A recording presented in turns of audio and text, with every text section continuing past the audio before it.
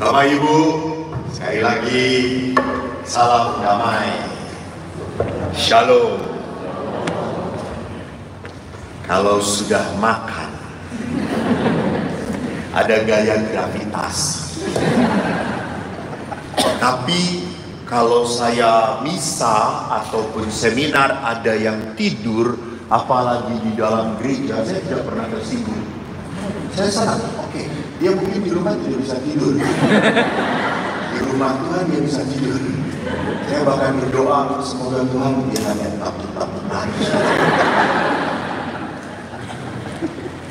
Apalagi kalau rumah Tuhannya ada AC-nya. Nyaman sekali. Orang terhanyut, terbawa oleh Roh Kudus. Baik, saudara-saudariku, tadi kita sudah berbicara tentang apa? Tadi dikatakan high expectation, low preparation. Kita nggak siap. Banyak dalam perkawinan konflik, banyak hal yang nggak nyambung. Ada sebuah kutipan yang menarik, yang tadi Pak, yang tadi yang betul itu. Next. Nah, it is you. I always thought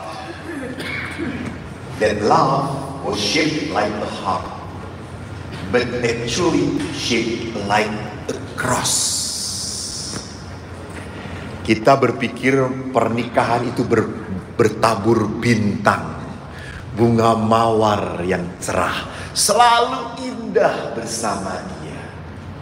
Itu hanya ada di negeri dongeng.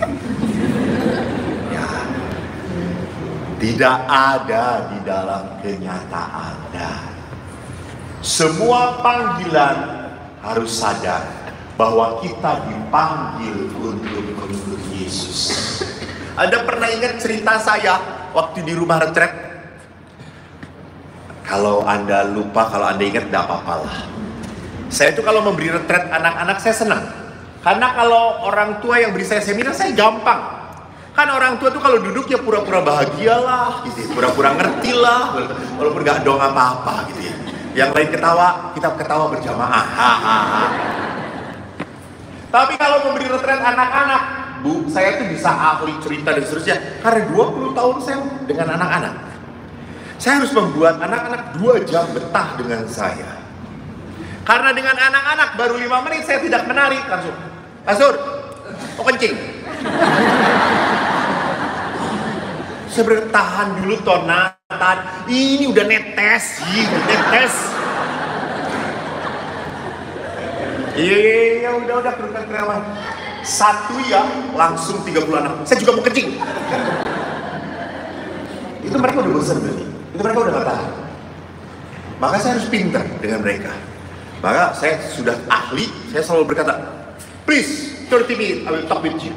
And after that, we'll go shopping.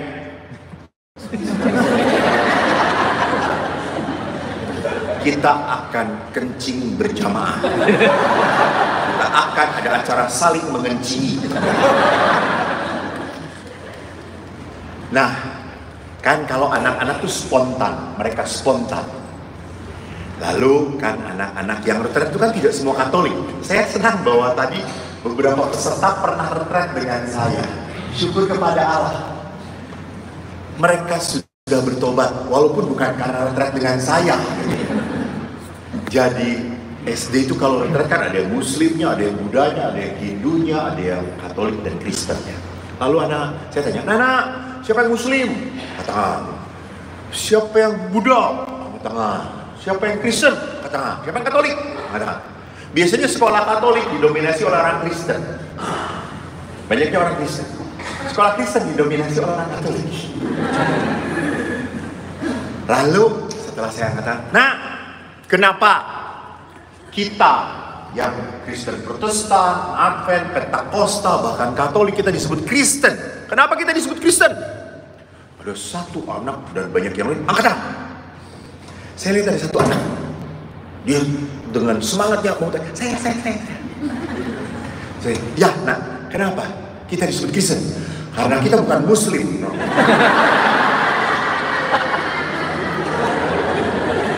Sampai teman-temannya, kamu salah, kamu gak bener nih, jawabnya gak tepat nih. Terus anak itu dengan terang, emangnya saya salah? Nggak salah sih, cuma nggak pakai otak. Lalu ada satu anak, kelihatannya apa? Saya saja Romo. Ya silakan, dia berdiri. Romo, kita disebut Kristen karena kita mengikuti Kristus. Kita mengikuti Kristus karena kita percaya Kristus adalah sumber keselamatan kita. Haleluya, amin. Kamu menjawab seperti seorang pendeta. Dia berdiri, memang saya anaknya pendeta. Saya selidiki anak tadi yang salah, anaknya prodiakon.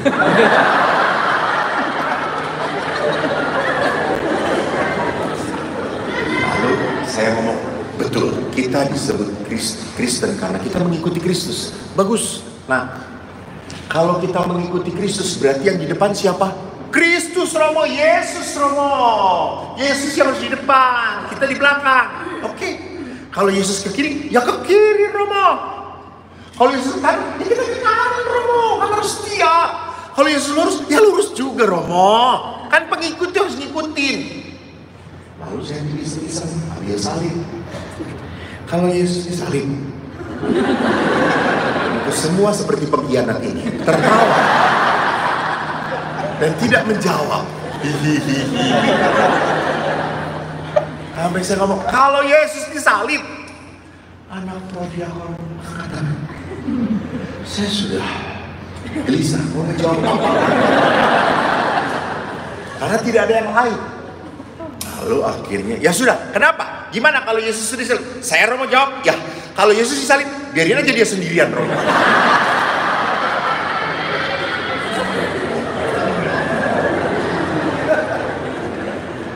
Saudaraku, ingat, kita seringkali lupa our identity, pengikut Kristus. Kita pikir kita sudah diselamatkan, so we do nothing, we get our salvation. No, enaknya aja. Setelah dibaptis, we get the ticket going to the heaven. Enak kampret, gua tau kayak gitu juga akan jadi pastor.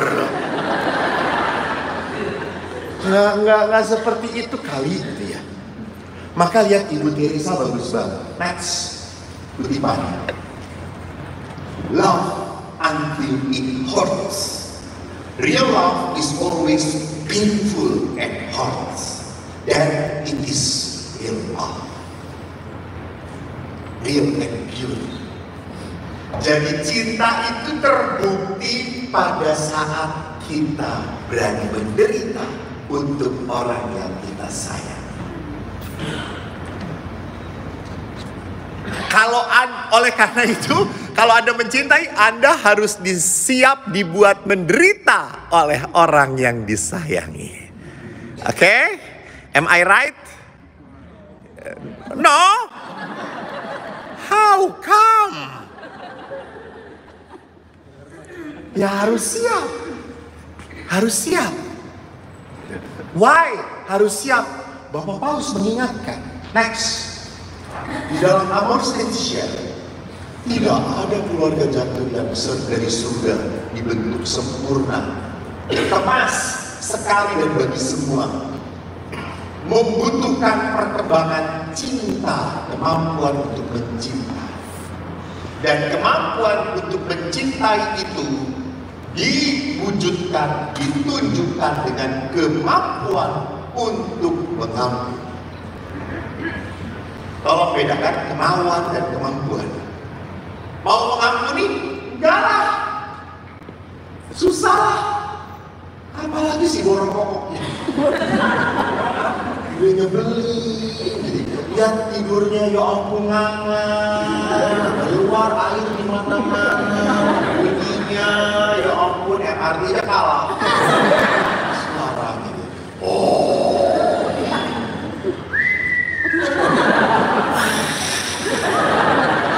Ibu-ibu tolong kalau punya suami yang sedang seperti itu jangan diganggu. Jangan.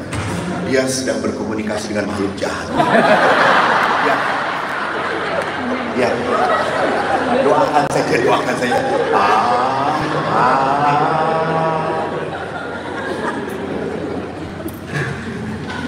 Nah, saudara-saudariku, kita akan masuk sesi yang paling tidak mudah dalam kehidupan kita.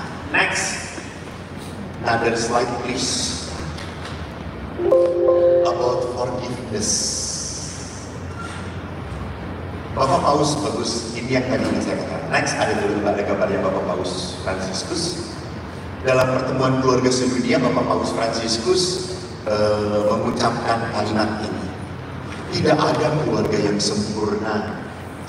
Kita tidak punya orang tua yang sempurna. Kita sendiri tidak menikah dengan orang yang sempurna. Dan kita tidak punya anak-anak yang sempurna. Kita punya keluhan satu sama lain, kita kecewa satu sama lain. Oleh karena itu tidak ada pernikahan yang sehat atau keluarga yang bertahan sehat dan kuat kalau tidak bisa mengampuni. Jadi pengampunan syarat mutlak supaya perkawinan bertahan. Halo, bertahan. Bukan baik, bukan nyaman, dan bertahan. Kalau sudah tidak tahan, pastor, ditahan-tahan. Ya ditahan-tahan. Ingat, Yesus berakhir tugasnya di mana? Dengan kalimat apa? Selesai. Di mana? Di salib. Jadi kalau Anda tidak bisa menyelesaikan tugas Anda sampai seperti Yesus disalib, you are not follower of Christ. Percuma Anda dibaptis. Sorry. Yesus gak cari suami yang suci, yang gak pernah serong. Yesus gak pernah cari istri yang gak cerewet. Gak mungkin banget. Impossible. Yesus cari umat yang setia.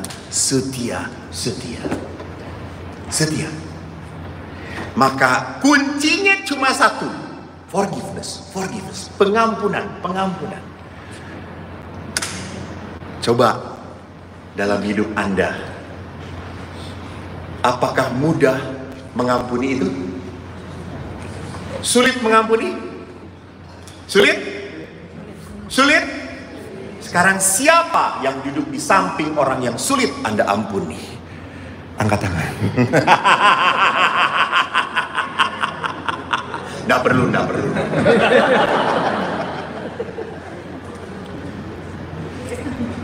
Namun, lihat, gereja itu punya keutamaan. Dan mari kita belajar pengampunan dari keutamaan Ibu Teresa. Next. Ibu Teresa kembali mengatakan, whatever our religion, we know that if we really want to love, we must first learn to forgive before anything else. Jadi hal pertama dan utama dalam the act of love is forgiveness. Adalah mengampuni. Dan mengampuni itu berarti, nanti kita lihat apa sih artinya mengampuni. Apakah dengan mengampuni dia akan berhenti berbuat salah? Malah tambah. Pertanyaannya, apakah yang salah akan selalu sadar bahwa dirinya salah? Orang mungkin. Kalau kamu salah, enggak, gara-gara kamu gue kayak gini. Emang lo nggak tahu? Gue tuh kayak gini karena lo. Dengerin.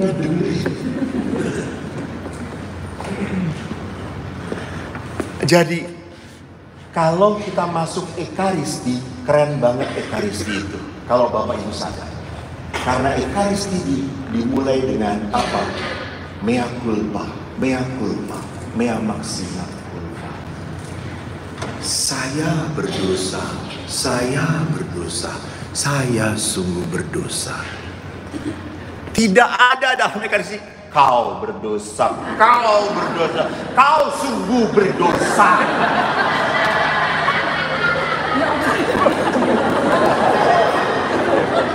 Lihat, ketawa yang paling keras dia paling berdosa.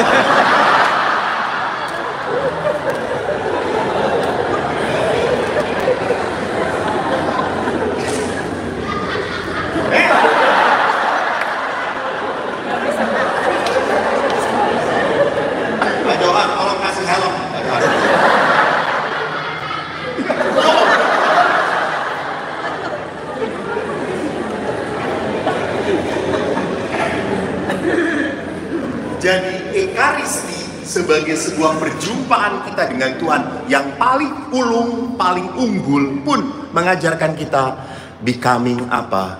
Menjadi pribadi yang humility. Ingat toh, humility itu dari kata humus, tanah, rendah hati, mengakui, ya saya salah, ya saya salah. Next, forgiveness is a book about decision and process. Do you decide? Gak bisa pengampunan itu mengalir begitu saja. Ya udah gua ampuni, lu udah gua ampuni. Enggak. Banyak sekali gua ampuni lagi lu ya. Tapi dulu jangan macam-macam. Sekali jatuh lagi. 7 turunan gara-gara ada nama lu. Jadi kita mengampuni bersyarat. Gua mengampuni kamu asal kamu jangan ngulangin lagi. Asal kamu gak gitu lagi. Asal kamu ngedengerin saya. Lihat, that's not forgiveness. Itu mengatur. Next. Maka Ibu Teresa, if we really want to love, we must learn how to forgive. Terus ada kata-kata yang bagus dari beliau juga. Jadi kalau kita jelas, you love your husband, so show it on your forgiveness, on the act of forgiving, dalam apa? Cara mengampuni kamu. Saya pernah berkisah tentang kehidupan saya sewaktu saya kecil. Tapi itu pengalaman yang yang membuat saya belajar bahwa pengampunan itu sungguh sesuatu yang harus dipaksakan. Saya kan punya ayah yang sangat keras sekali. Ayah saya tentara dan ayah saya sekolah di negeri waktu kecil. Jadi sekolah di negeri itu anak-anak teman-teman saya itu kacau-kacau. Ada yang bapaknya preman, ada yang bapaknya tukang mabuk, ada yang bapaknya bandar judi. Kalau Anda orang Bandung, mana angkat tangan orang Bandung? Sip. Kelihatan supir angkot ini. Kenceng banget coy.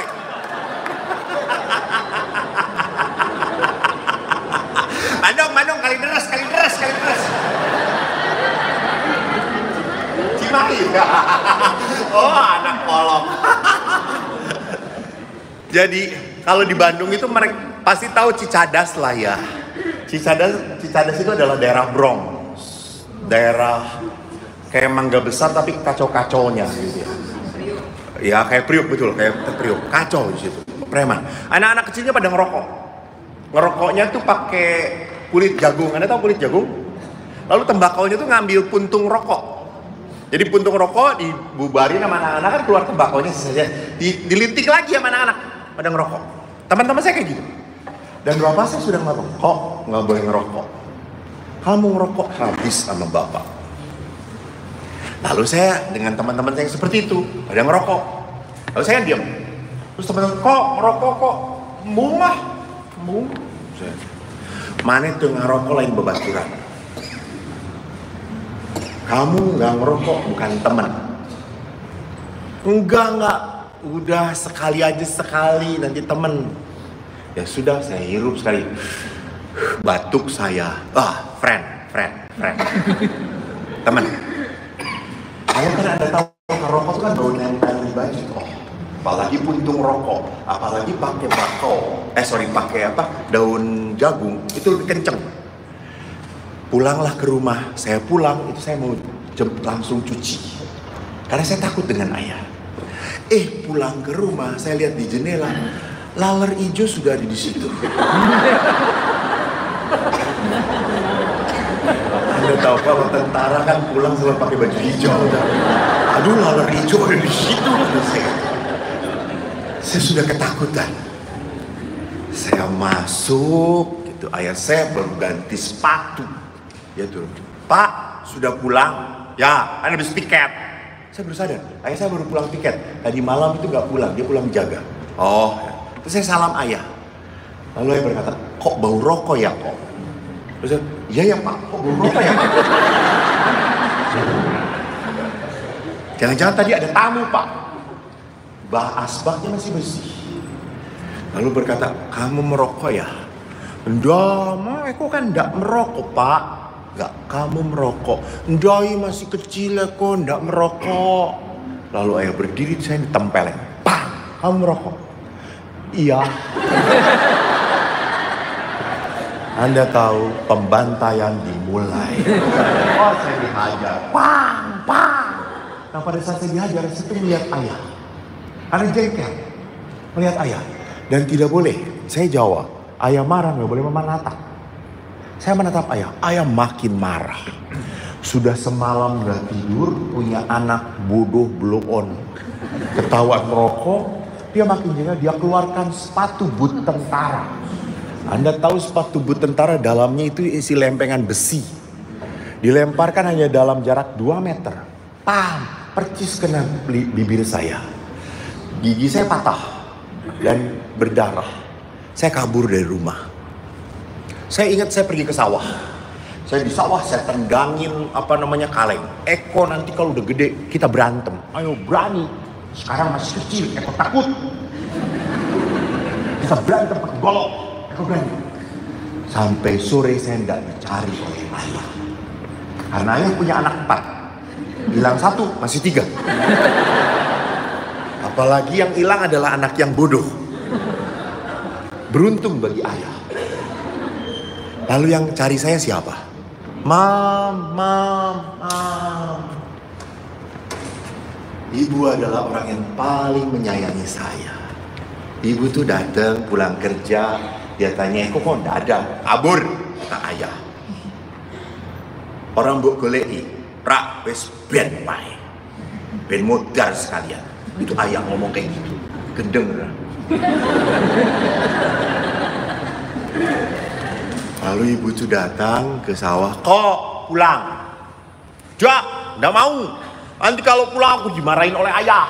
Karena kalau ayah marah itu bersambung. Bab 1, bab 2, bab 3. Nggak berhenti. Saya takut, saya udah ketakutan. Akhirnya ibu, ya udah kalau nggak mau pulang kamu di sini, lapar. Biar kamu sendirian. Ibu pulang, saya ikut di belakang. Baju saya kan sekarang sudah kena darah-darah. Ayah itu di depan rumah sedang begini. Dan ngelihat saya tanpa cinta kasih. Saya udah takut aja. Ayah bersabda harus terjadi. Ayah bersabda atus kue. Anda tahu atus? Mandi. Saya mandi. Saya kaget. Di kamar mandi itu sudah ada jolang. Apa jolang itu? Ember yang besar. Bukan baskom. Baskom itu BO.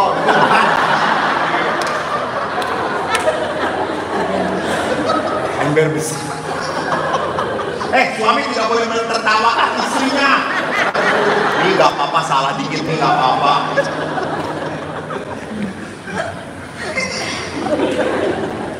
Yang besar.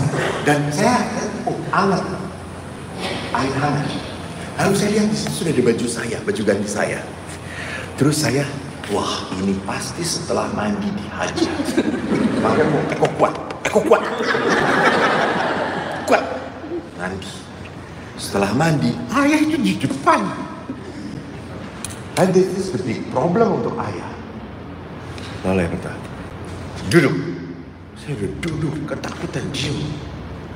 Saya kasih mie makan sup. Saya diem, tidak berani menatap ayah. Seperti anak domba di pembantaian. Saya diem. Setelah saya makan, ayah diam berdiri duduk begitu. Lalu ayah berkata, "Kong." Saya menatap ayah. Lalu ayah berkata apa? "Kong, Bapak minta maaf. Bapak memukul Eko terlalu keras ya. Gigi Eko patah. Maaf ya, Ko ya. Anda tahu, rasa sakit itu hilang." That is my first time I learned to forgive.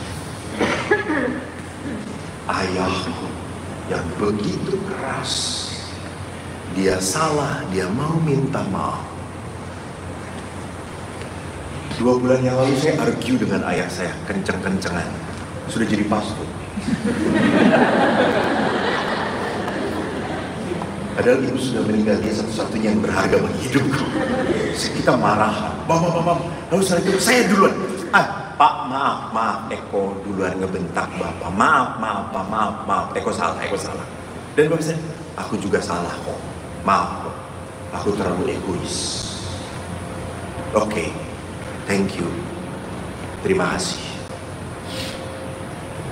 Dan setelah itu oke lagi. Jadi di situ lihat bahwa luka itu disembuhkan oleh sebuah pengampunan. So next, to forgive take love, to forget takes humility. Jadi untuk memaafkan itu butuh kasih. You have love or no? Tetapi untuk melupakan butuh sebuah kerendahan hati. Kerendahan hati untuk tidak mengungkit-ungkit. Nggak maju. Udah nggak perlu dicatat, Pak, bukan aja. Nggak ungkit-ungkit. Kalau mengungkit-ungkit cuma jalan di tempat. We never walk. Kita tidak pernah maju-maju. Kalau cuma mengungkit-ungkit. Butuh kerendahan hati. Butuh pengalaman, oke. Kamu pernah jatuh, saya juga sama. Kamu pernah fail, gue juga pernah fail. Cincai, bocai. Asal bukan cincai, lancai. Jadi udahlah, fair. Gak apa-apa. Kau pernah gagal, kau pernah salah, aku juga demikian. That is humility. Next. Maka kita lihat, Ibu Teresa, people ask me what advice I have for married couple struggling with their relationship.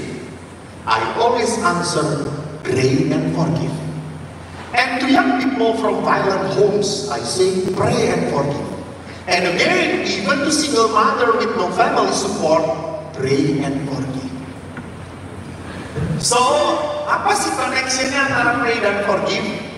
You can forgive if you pray. And if you pray and you cannot forgive, so your pray is omong doang. That's not the actual prayer. Bohong lu. Karena apa? Pray itu kekuatan. Supaya kita melakukan. Jadi kalau saya sungguh berdoa, kau harus belajar sungguh berani untuk memaafkan. Dan saya hanya bisa memaafkan kalau ada unsur kuasa Tuhan menyertai saya. Tolong. Kan gak mungkin, Bu, kalau ibu disakiti, apa yang ibu secara spontan ingin lakukan kepada orang yang menyakiti? Balas. Karena itu hukum mata ganti mata. Gigi ganti gigi, itu hukum manusiawi. Tetapi hukum ilahi adalah apa? Cintailah musuh. Doakanlah orang yang menyakitimu. Edan. Masih bertahan jadi pengikut Kristus. Edan. Tuntutan Yesus berat, betul. Tetapi Yesus mengatakan, you can do it with me. Mari kita lihat nanti perjalanan next. Maka manusia itu, forgiveness adalah sebuah perdamaian, rekonsiliasi. Rekonsiliasi itu artinya apa? Berdamai, nyambung lagi. Jadi pengampunan itu kita membuat bridging, jembatan, make a connection. Kalau kita tidak mau mengampuni, kita membuat apa? Tembok, blok. Maka perhatikan di sini. Apa lawan kata dari cinta?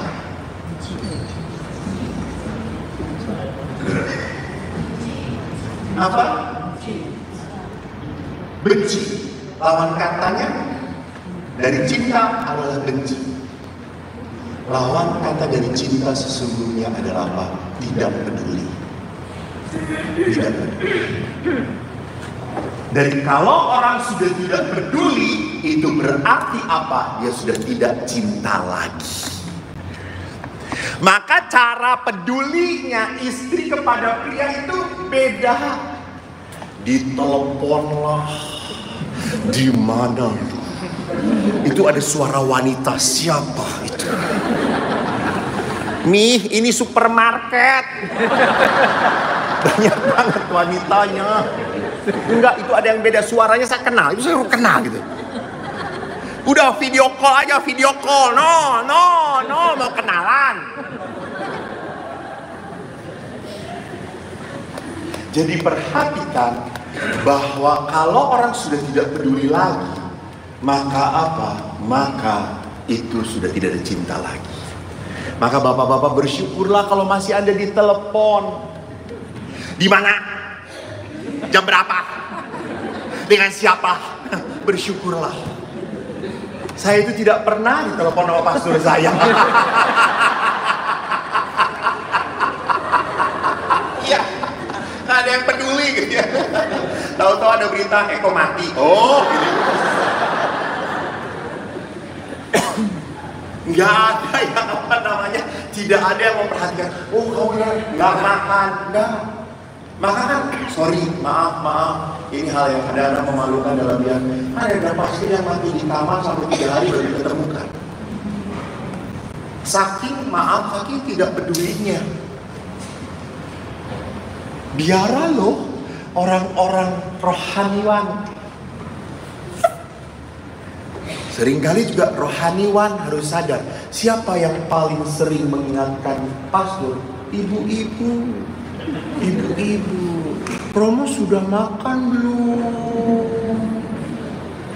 Ada makanan enggak?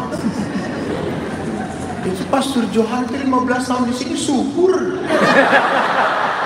Aku sih cek ini gitu. Saya lihat ya Allah kayak tukang babi gitu lama-lama. Dipelihara.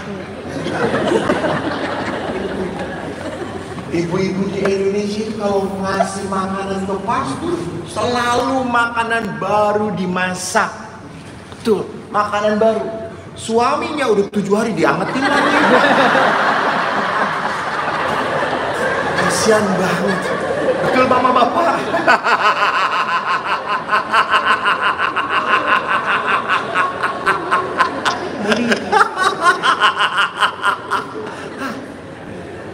Padahal yang kerja keras suami yang menarik buahnya. Pastor.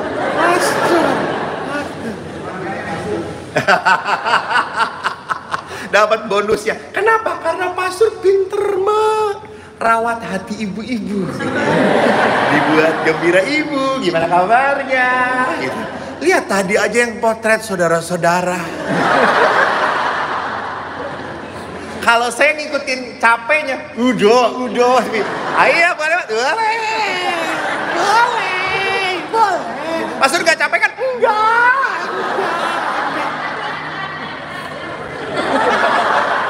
Ini yang potret berkali-kali nih. Dan kalau ibu-ibu tuh kalau potret, hasil potretnya siapa yang dilihat duluan? Dirinya sendiri. Enggak, gendut, ulangi.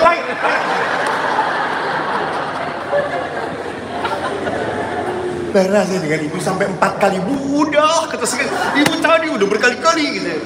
Iya, sayanya kelihatan gendut. Dia memang gendut.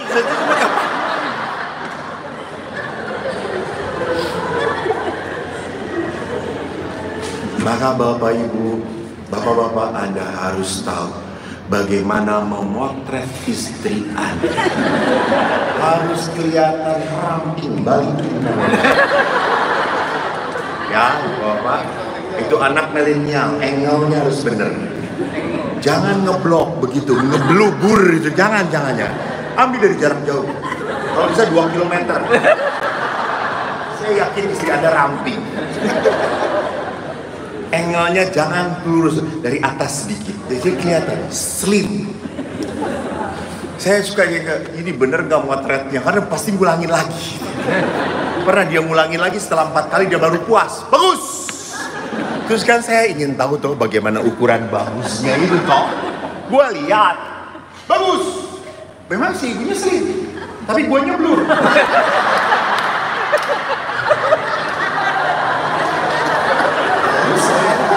Saya belum, gak apa-apa lah. Tahu gitu lu aja sendirian potret tanpa gue.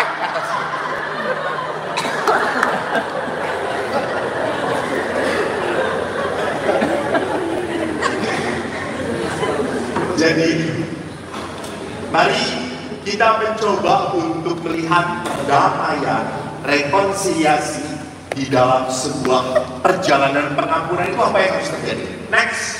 Pertama yang harus terjadi adalah letting go.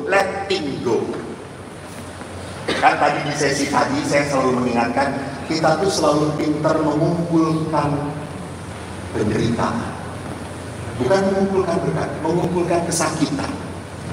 Selalu kita simpen, kita taruh, kita diamkan, lama-lama meledak. Anda capek batin, Anda capek hati. Ingat, Allah itu menjanjikan sukacita dalam kehidupan. Bu, bagaimana Anda bisa bersukacita kalau di dalam hatimu penuh full of anger, full of misunderstanding, full of disappointment. Dan saya kalau mendengarkan orang-orang yang cerita penderitaan, selalu dia merasa bahwa dia adalah orang yang paling menderita di seluruh dunia. Yang lain itu pastor, penderitanya cetek-cetek. Saya itu pastor, penderitanya berdarah-darah. Ya mungkin ibu waktu kehilangan keperawanan gak ada darahnya. Dan sekarang dibuat berdarah-darah.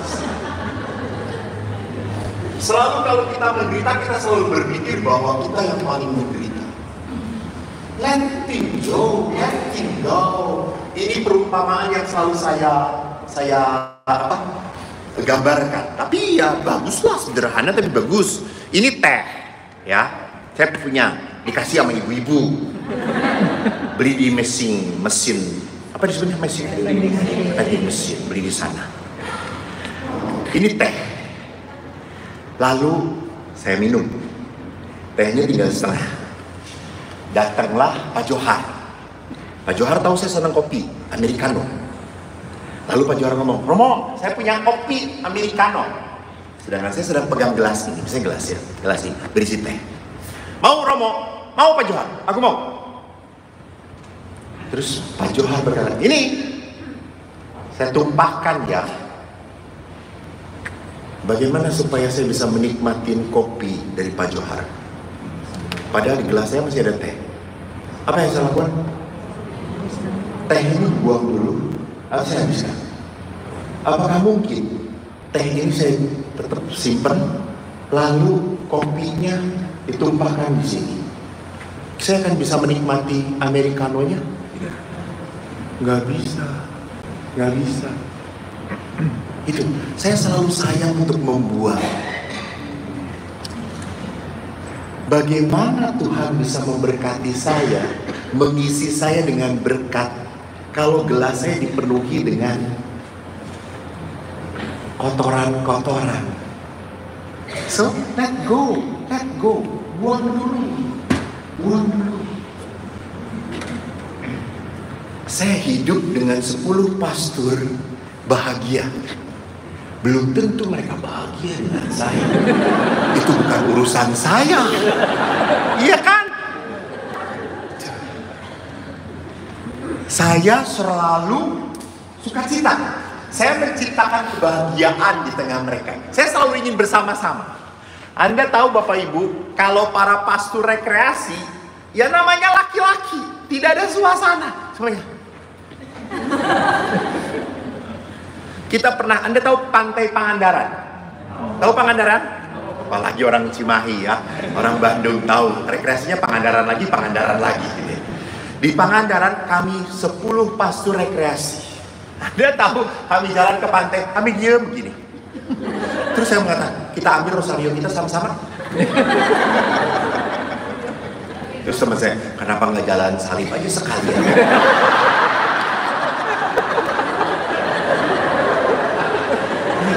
Rekreasi kan garing banget laki-laki gitu ya.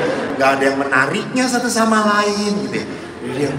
Eko ini orang yang senang pengalaman. Saya hobi camping. Saya hobi naik motor. Saya 2 kali keliling Sumatera. Pernah datang ke tanah leluhurnya Bapak Johar, Rengat. Itu nggak ada di peta. Google cari juga muter terus. Karena itu dulu adalah tempat buangan jin ya Pak. Pak Johar salah satu yang dibuang ke Ibu. Jangan kata Johar.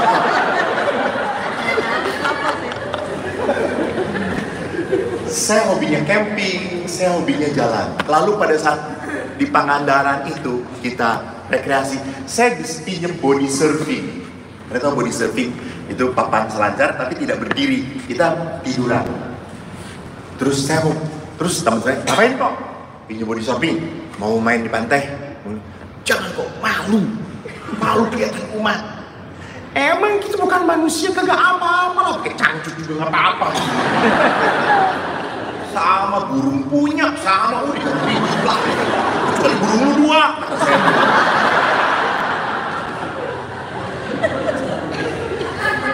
Lalu saya pasti ibu ketawa sambil ngebayangin ya.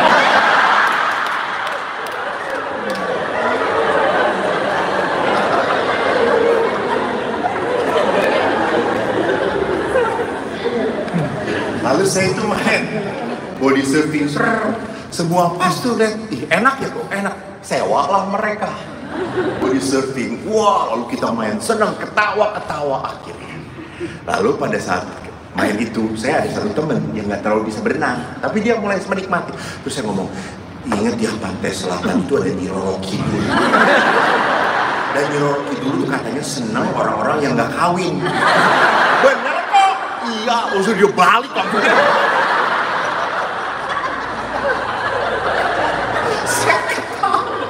Nah, dia itu udah sampai pantai, masih begini terus. Sampai ibu-ibu bilang, Pak, udah sampai Pak, udah sampai.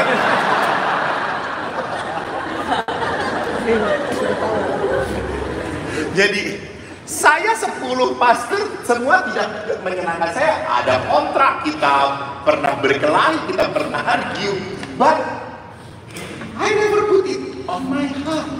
Let him go. Selesai. Saya mau bahagia jadi pastor. Saya mau sukacita jadi pastor. Saya yang bisa create my happiness. Kalau saya ngikutin pastor itu cuek banget, nyebelin banget. Saya malah capek sendiri. Saya pernah bentrok dengan satu senior saya.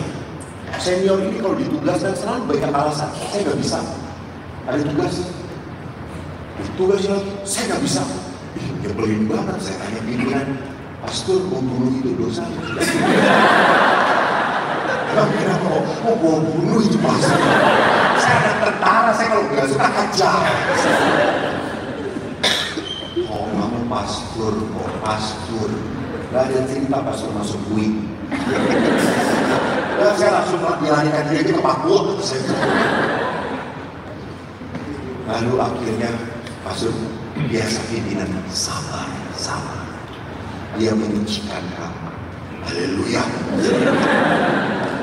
Lalu Eko ini sangat jengkelnya. Suatu saat dia ditugasin, gak mau. Dia pergi, saya kuntit dari belakang. Dia kan naik motor, gue naik motor dari jarak jauh. Kemana dia? Bukan ke rumah janda memang.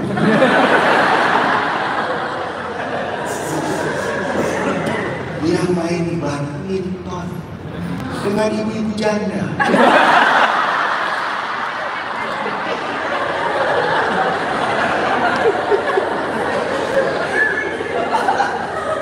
Dia tahu mana yang lebih menarik.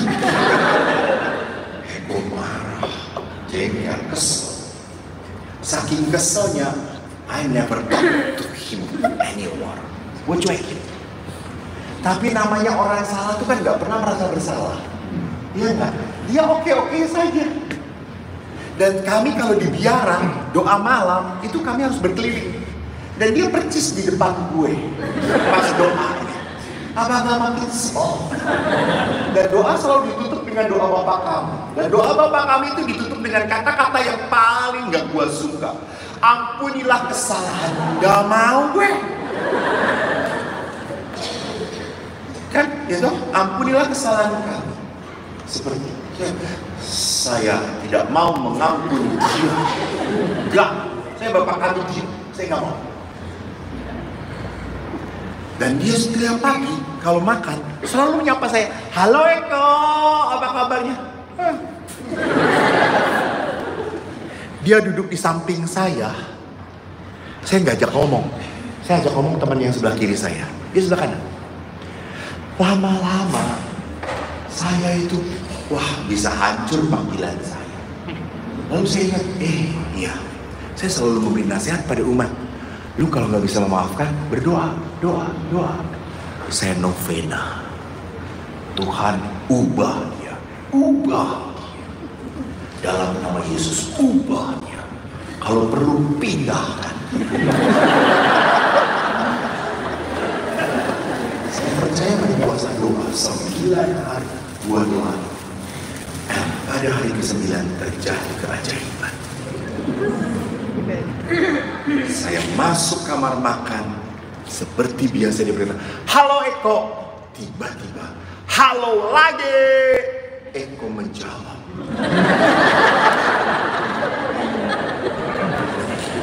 Saya kaget. Saya bilang, Pastor, bagaimana? Badmintonnya rame? Rame kok, apalagi dengan si ibu ini. Saya tahu itu semua janda yang disebut. Ibu ini rame kok. Iya pastor, bagus. Menarik ya, rame, senang banget kita ketawa kata. Good pastor, bagus. Kok suatu saat bergabung ya Pak ya? Iya. Duduk, kita ngobrol. Lalu saya kan suka kopi. Saya tahu dia juga suka kopi. Saya buat kopi. Saya, pastor sudah buat kopi belum? Belum kok. Saya buatkan ya pastor ya. Oke kok, thank you. My goodness. Apakah doa saya didengarkan Tuhan? Apakah Tuhan mendengarkan doa saya?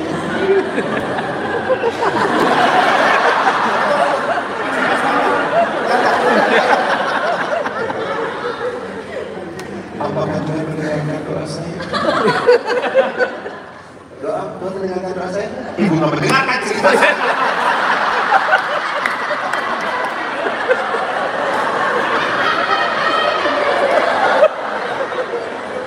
Tuhan mendengarkan doa saya. Iya, ibu nggak dengerin cerita saya. Kan saya mohon ubah. Ya, pastor yang diubah. Nah itu dia. Iya tenang.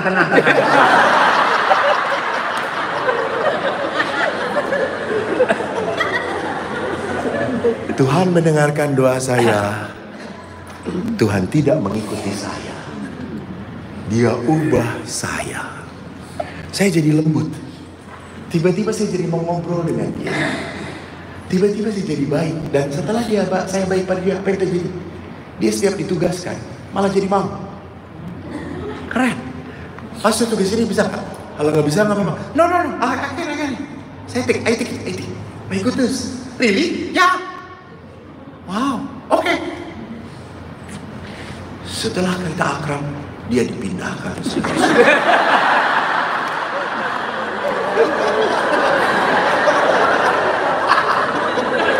Tuhan itu tidak bisa kita mengerti caranya. Aneh.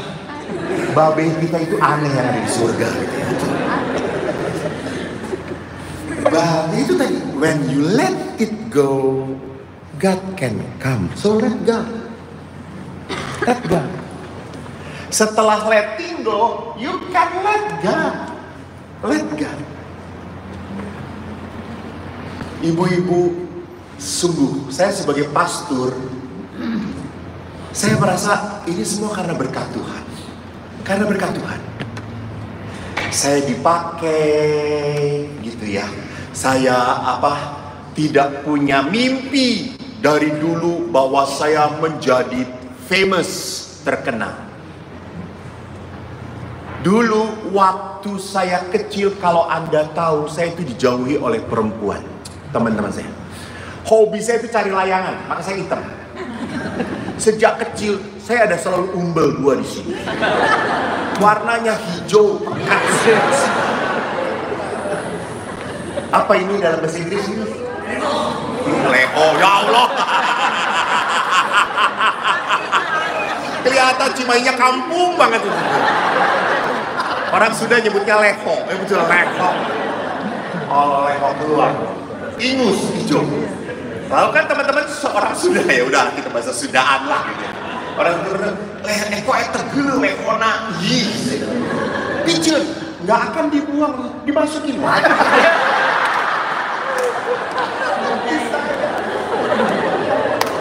Lebar siang lebar, esennya lehote. Tapi lama-lama kan hijau banyak, lalu saya susut begini. Lalu hijaunya ke sini saudara-saudara. Kena matahari kering.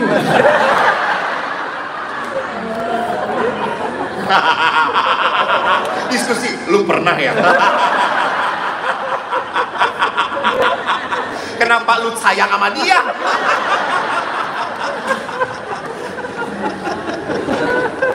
Nah, lalu setelah kena matahari kering, ada angin, muncul satu-satu. Maka perempuan itu selalu ngomong ulah jeung si Eko bau, si Eko bau gitu.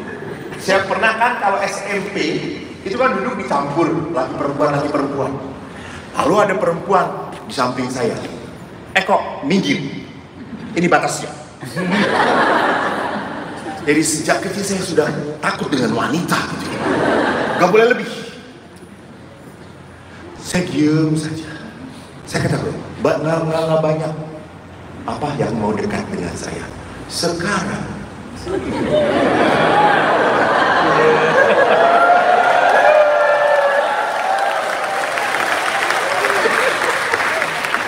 siapa Pak Andre? Pak Andre selalu berkata, Romo ini dicari ibu-ibu. Padahal kalau nggak ada Romo, ibu-ibu cari saya.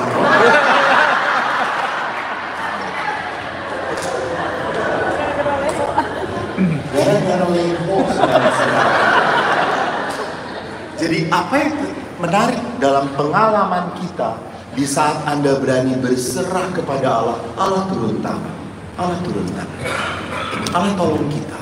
Let go. Next. Maka next. Okay. Reconciliation is about liberation. And when you can liberate your anger, your feeling of shame, your feeling of hate, and you can restore your relation. Jadi saya hanya bisa memperbarui, membereskan perkawinan saya kalau saya bisa liberate, rekonsiliasi, membebaskan. Maka Yesus pun menarik dalam kisah-kisahnya. Aku ampuni kamu, sembuhkan kamu. Itu kan melepaskan beban. Wanita yang ketahuan berzina harusnya dilempari sampai mati. Yesus berkata, tidak adakah satu orang pun yang melempari engkau? Tidak ada Tuhan. Aku pun tidak akan melempar engkau. Pergilah, dosamu sudah diampuni, dan jangan berbuat dosa lagi. Liberation. Ingat, dalam Injil Matius, marilah kepadaku engkau yang letih, lesu, dan berbeban berat. Terus, aku akan memberikan Allah kurang berbatu. Ditanya, aku akan memberikan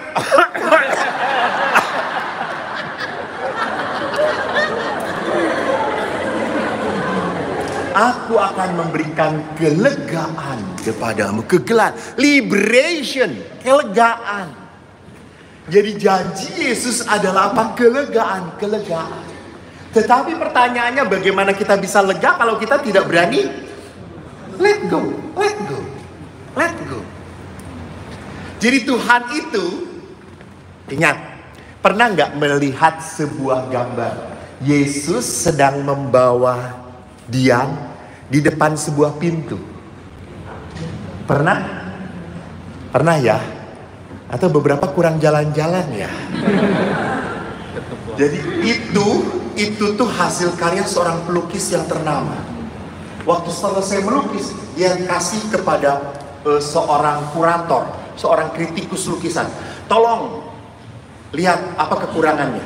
Lalu si kurator ini, si kritikus ini berkata, ini aneh ini. Yesus berdiri di depan pintu. Ini pintunya nggak ada handle-nya. Ini pintu hanya bisa dibuka dari dalam. Dan pelukis itu benar. Ya itulah hati kita.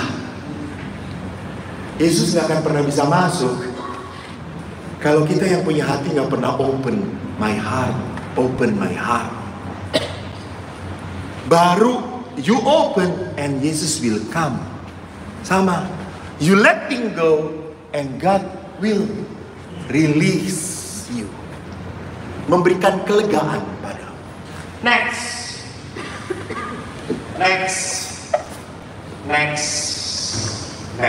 Oke. Maka waktu Anda ingat tahun Jubileum 2000 berapa ya? Jubileum tahun kerahiman 2016 ya? 16 ya, betul, 2016. Waktu tahun kerahiman, bukan Jubileum yang 20 tahun sekali itu.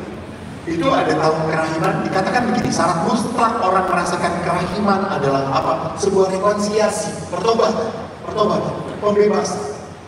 Maka kalau orang sudah dibebaskan, maka orang bisa kembali membangun persahabatan.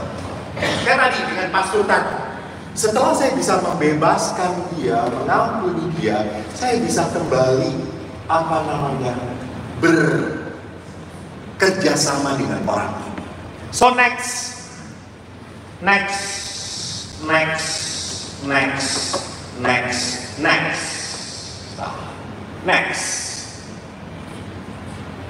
Oke.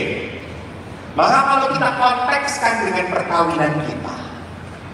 perkawinan kita ini digerakkan oleh roh kasih atau roh ketakutan, kepahitan, kesakitan. Apakah saya banyak itu tadi kekhawatiran? Dan seringkali juga Anda punya anak khawatir nanti bagaimana, sekolahnya bisa nggak ya? Apakah dia bisa sukses? Apakah dia bisa ketemu dengan jodoh yang seiman. Apakah perkawinan dia akan baik atau tidak? You see, kita selalu khawatir dan kita lupa bahwa kita punya Tuhan. Bahwa kita punya Tuhan. Tuhan yang ngatur kita. Ingat ada sebuah lagu. Tak usah ku takut, Allah menjagaku. Tak usah ku bimbang, Yesus peliharaku. Tak usah ku susah, Roh Kudus hiburku. Tak usah ku cemas, Dia memberkatimu. Ya, jangan usah kau takut. Kita tuh berjalan bersama Tuhan.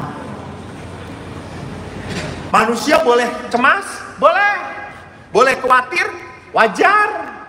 Namanya manusia. Tetapi ingat, yang punya hidupku, Allah. Maka kita coba perhatikan. Berapa menit lagi aku? Pak, 5 menit. Next. Surat Rasul kami yang kudus. Oh sini, aku sama. Barang siapa berkata bahwa ia berada di dalam terang, tetapi ia membenci saudaranya, ia berada dalam kegelapan sampai sekarang. Barang siapa mengasihi saudaranya, ia tetap berada di dalam terang, dan di dalam dia tidak ada penyesatan. Tetapi barang siapa membenci saudaranya, ia berada di dalam kegelapan dan hidup dalam kegelapan. Ia tidak tahu kemana pergi, karena kegelapan itu telah membutakan matanya.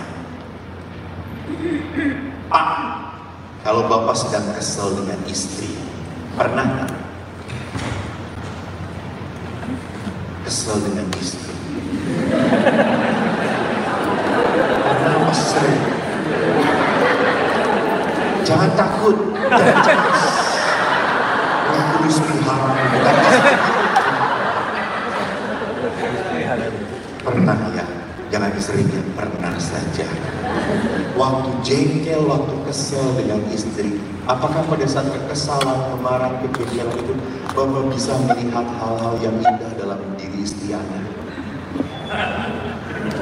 Susah, betul. Nggak kesel aja susah. Susah, betul. Jadi kita akan dibutakan. Maka pada saat kita kesel, kita marah, kita jengkel, kita selalu melihat rumput tetangga selalu lebih hijau. Padahal ada tainya, nggak dilihat tainya oleh kita. Jadi kita selalu apa? Selalu mudah melihat kekurangan dalam pasangan. Kekurangan. Makanya saya kalau dengar ibu-ibu, Romo, ya kayak gini. Yang bodoh ibu. Tahu kurang kok dipilih. Ya saya taunya setelah kawin. Lebih blow on.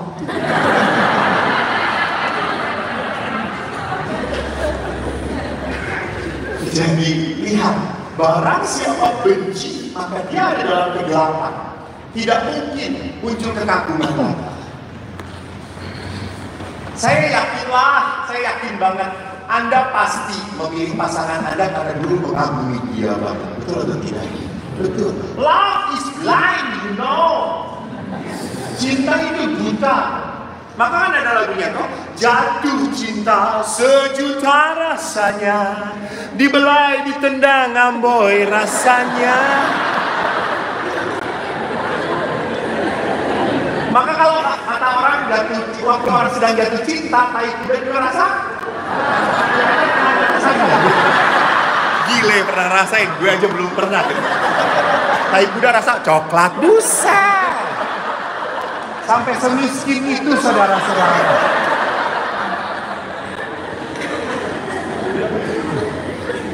Jadi waktu mau menikah semua terang, everything is very clear. Wah, keren banget, dia satu-satunya. Aku mau sampai mati bersama dia, dia bagus banget. Makanya saya tanya, tinggal berapa persen? Sekarang jujur Pak.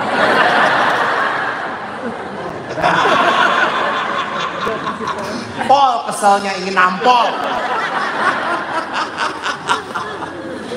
Next. Maka mari kita coba untuk belajar dari firman Allah. Next. Yesus berdoa pada Bapaknya sebelum menghadapi penderitaan.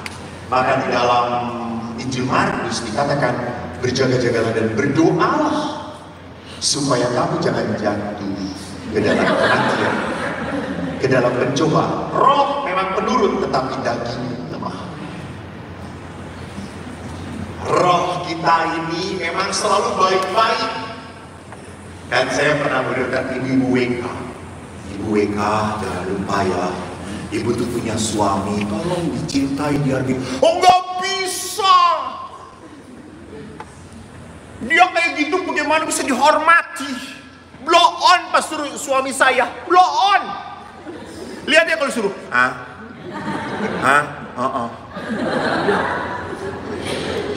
nggak punya inisiatif pastor, selalu lemas, bolot.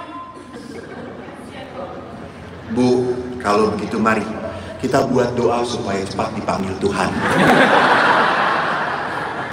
Ya nggak gitu-gitu lambat sih, gitu katanya. Ya kan ibu kesel toh, kan ibu jengkel toh. Ya sudah, biar Tuhan memberikan yang terbaik bagi hidup ibu. Panggillah dia. Enggak lah pastor, kita harus menghargai lah pastor. Betul bu, betul. Jangan lupa bu, ada suatu saat dia akan pergi dalam hidupmu. Ibu bertahun-tahun hidup bersama dia, and you will feel sad when one day God take him from you. Ada waktunya. Karena di rumah retret saya selalu ngajak bapak ibu supaya diskusi. Coba bapak ibu diskusi, siapa mati duluan? Loh, bener loh, harus diomongin. Siapa yang duluan? Biasanya para wanita kata, mas jangan duluan ya mas, ya saya aja, saya gak kuat, saya gak tahan. Suami yang tahu, oke, gak apa-apa.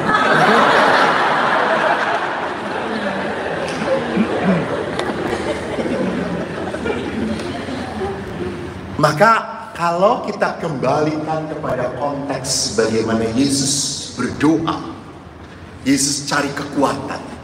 Kenapa? Seringkali kita ini lemah sebagai manusia, mudah jatuh dalam mengeluh, mudah jatuh dalam ketidakpuasan. Next, ada apa dengan puasa doa? Kok sampai Yesus berkata berdoalah dan berjaga. Next, doa membuat Roh Kudus menuntun kita supaya mendengarkan suara Tuhan daripada mendengarkan kekecewaan dan penderitaan. Jangan lupa, yang mau beliau ada di sisi ini adalah Tuhan. Tuhan. Anda dengar, seorang laki-laki akan meninggalkan ayah ibunya dan dia bersatu. Lalu Yesus yang ngomong apa persatukan Allah. Jadi Yesus sendiri berkata, persatuan ini adalah persatuan yang dikehendaki Tuhan. Maka pada saat persatuan itu menjadi berat, menjadi sulit, menjadi melelahkan, saya sudah capek, pastor, sudah nggak tahan. Udah nggak tahan. Si orang ini yang pastor memang keturunan Ujigalau. Lihat ikan asin aja langsung disambar. Saya pernah melihat, aduh ampun, saya suka kaget, suka gak, aduh Tuhan, kalau masuk logika gak masuk banget gitu ya. Tetapi terjadi. Istrinya cantik banget. Suaminya ada affair dengan wanita lain. Istrinya memperlihatkan gambar wanita yang dijadikan selingkuhannya. Ya Tuhanku Yesus bumi dan langit. Cantik istrinya. Dia bilang, Pak, itu dia sudah punya steak masih mencari ikan asin.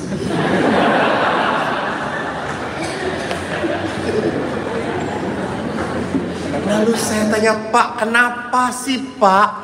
Romo dia lebih ganas.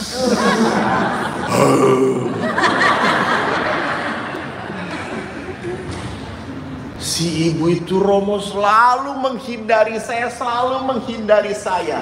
Hati-hati. Setelah I check.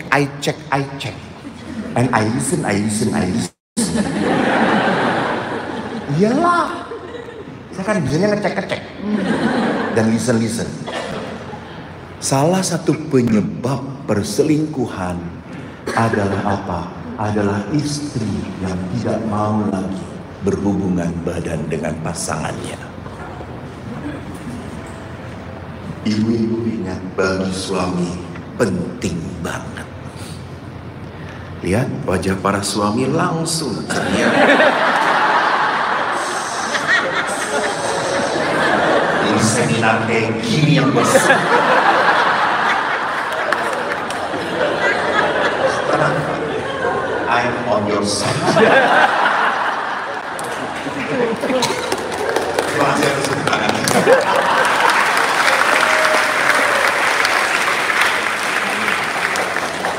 Jadi kalau kita lihat bagaimana doa itu membuat saya mendengarkan Tuhan. Don't listen to your pain. It's okay. Memang love it is painful. Maka saya kalau ada calon yang mau menikah, saya selalu bertanya, kamu siap sakit? Kamu siap dikecewakan? Enggak pasti.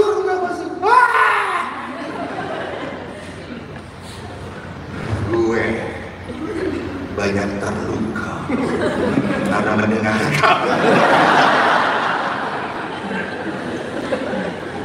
Dan kedua, doa itu supaya kita tidak berlaku di luar karakter kita. Bu, saya melihat ibu-ibu yang hadir hari ini adalah ibu-ibu yang baik-baik. Betul.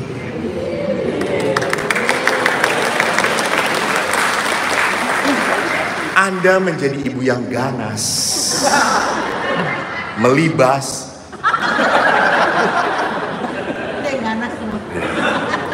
Karena apa? Karena Anda tersakiti. Kesakitan itulah yang membuat Anda apa? Berlaku di luar karakter Anda.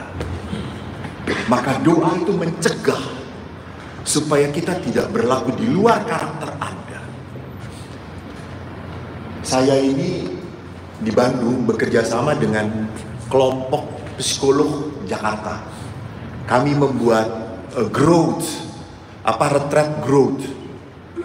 Jadi retreat 4 tahap, mirip ME kayak gitu, tetapi kita akan buat tidak Jadi retreat itu suami istri, harus suami istri. Kita belajar untuk bagaimana untuk mensyukuri, bagaimana untuk kembali mengagumi pasangan, bagaimana untuk mengampuni. Jadi retreatnya dilihat dari sisi sisi psikologis dan sisi spiritual. Saya yang spiritualnya bicara psikologi. Dan kami berbicara tentang apa? Tentang pendidikan iman anak, parenting.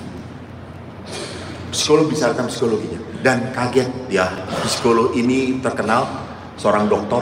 Dia mengatakan sekarang mulai banyak ibu-ibu yang selingkuh dan ibu-ibu yang meninggalkan anak-anak dan suaminya. Hebat emansipasinya. Suami selingkuh udah banyak banget. Sekarang istri yang selingkuh banyak banget. dan meninggalkan anak-anaknya. Udah, oke lah. Lu bisa, gue juga bisa. Itu lihat, karakter kebaikannya hilang karena disakitin. You get what I mean? Yeah. Because what? You do not pray. You do not pray. You are not close to God. Next, sebentar ya Bu, 3 kata. Doa membuat kita berani membuka hati dan menutup mulut. Jangan membuka mulut dan menutup hati. Sesakit apapun, don't close your heart. Karena pada saat engkau close your heart, kau sudah tidak peduli lagi. Tapi waktu kau coba close your mouth and open your heart. Doa bukan bertujuan mengubah pasangan, tetapi justru mengubah cara kita merespon, menanggapi kekecewaan, rasa sakit yang kita alami. Coba ibu-ibu, berapa orang yang berdoa novena, semua Gua Maria Anda datangin, dari kutub utara sampai kutub selatan, berdoa supaya pasanganmu berubah dan pasanganmu betul-betul berubah. Coba angkat ya. Atau nggak pernah berdoa ya ini sih? Berdoa dalam hati ya. Nanti saya perlihatkan doa itu salah. Dalam hidup berkeluarga, dalam hidup berpasangan. Jadi lihat, doa itu tidak ada yang sekali lagi mohon berubah. No. Doa itu justru mengubah hati kita merespon dia. Yang tadinya jengkel, walaupun jengkel, I still smile. That coffee. Walaupun saya tidak mau melayani dia, saya mau diamkan dia. Kamu capek ya? Mau makan? Saya buatkan. Walaupun saya tahu dia habis makan dengan teman-temannya. Atau kamu sudah tidak mau makan, kamu udah kenyang ya dengan teman-teman kamu. Ya sudah, kamu udah capek, ya sudah mandi, ayo tidur aja. Walaupun saya inginnya pada saat itu membabi buta ngomong A sampai Z, tapi saya menahan diri. Itu doa membuat saya bisa ngerem, nggak kebablasan. Di sesi berikutnya saya akan mencoba memberi tips, walaupun saya nggak nikah. Jago tips saya ini. Tips salah satunya adalah apa? Bagaimana pria bisa tunduk pada Anda.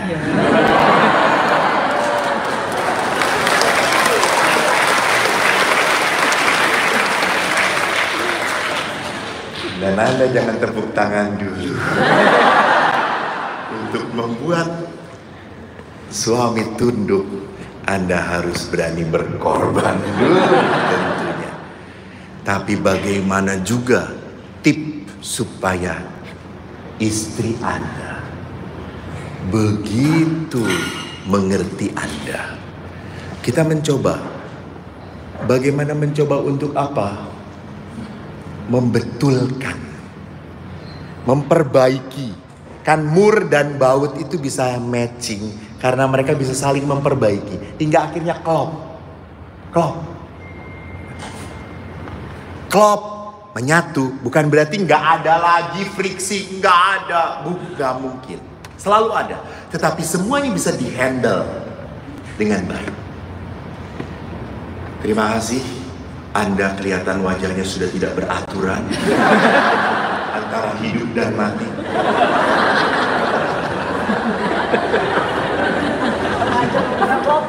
Ada yang pura-pura batuk loh. Jadi kita akan ngopi dahulu supaya Anda makin terbuka. Kopinya jangan diminum, siremin aja ke wajah Anda. Terima kasih.